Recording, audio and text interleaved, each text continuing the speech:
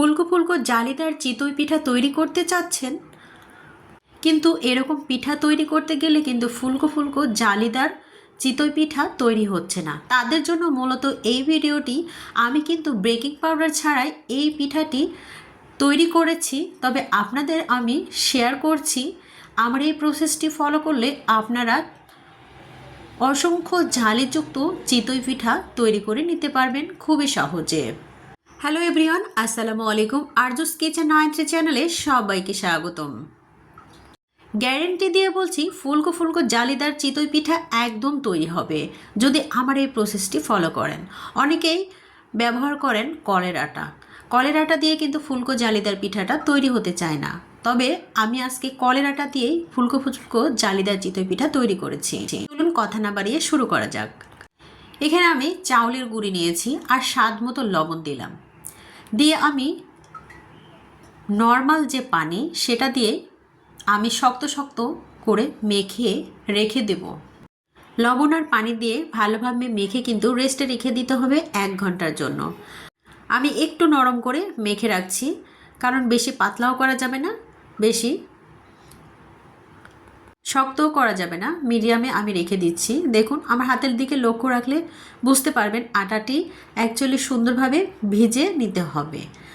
আর 1 ঘন্টা যখন ভিজে যাবে তখন আবারও এভাবে ভালো করে মথে মেখে নিতে হবে। বারবার করে এভাবে মথে মেখে নিলে পিঠাটা কিন্তু ভালো হয়।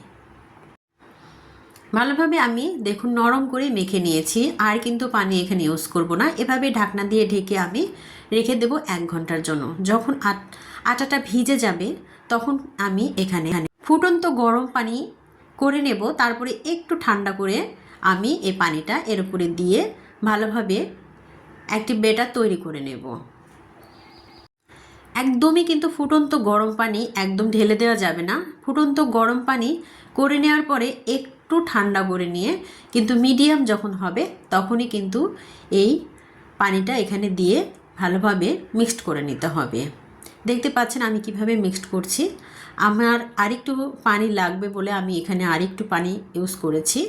দেখুন ঘনত্বটা কীরকম হবে, ঠিক এরকম ঘনত্ব হবে।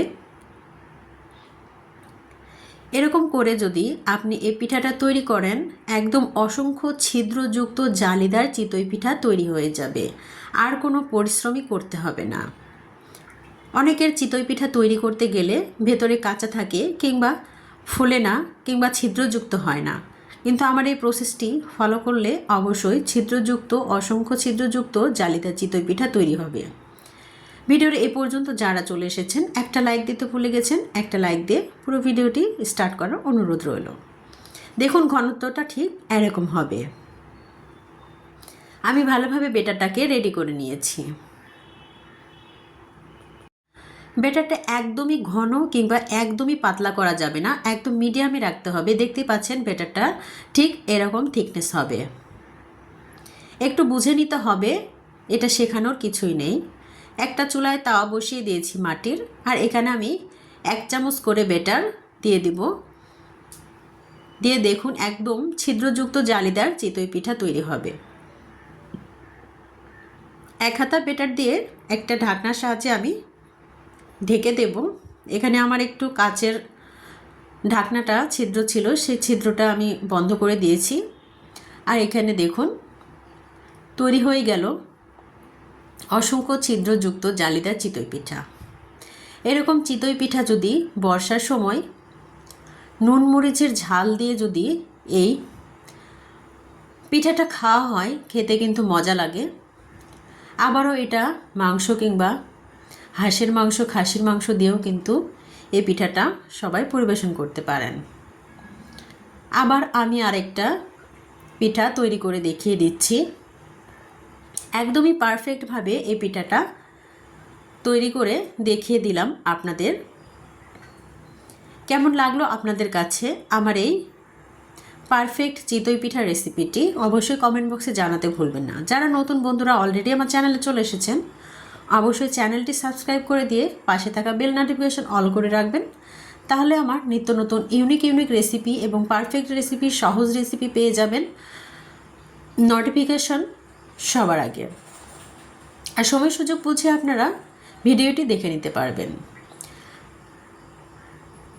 যদি বেশি ভালো লেগে থাকে অবশ্যই ফ্রেন্ডস অ্যান্ড ফ্যামিলির সঙ্গে শেয়ার করে দিতে পারেন। দেখুন অসংখ্য ছিদ্রযুক্ত জালিদার চিতই পিঠা আমি করে দেখিয়ে দিলাম। আমি আরও একবার চিতই পিঠা তৈরি করে নিচ্ছি। তবে আমি যে 1 ঘন্টার জন্য রেস্টে রেখে দিয়েছিলাম লবণ দিয়ে মেখে, সে আটাটা আমি 1 ঘন্টা পরে ভালোভাবে আবারও মথে নিয়েছি। ঠিক আপনারা এভাবে অফ ক্যামেরায় আমি করে নিয়েছিলাম, সেটা দেখানো হয়নি।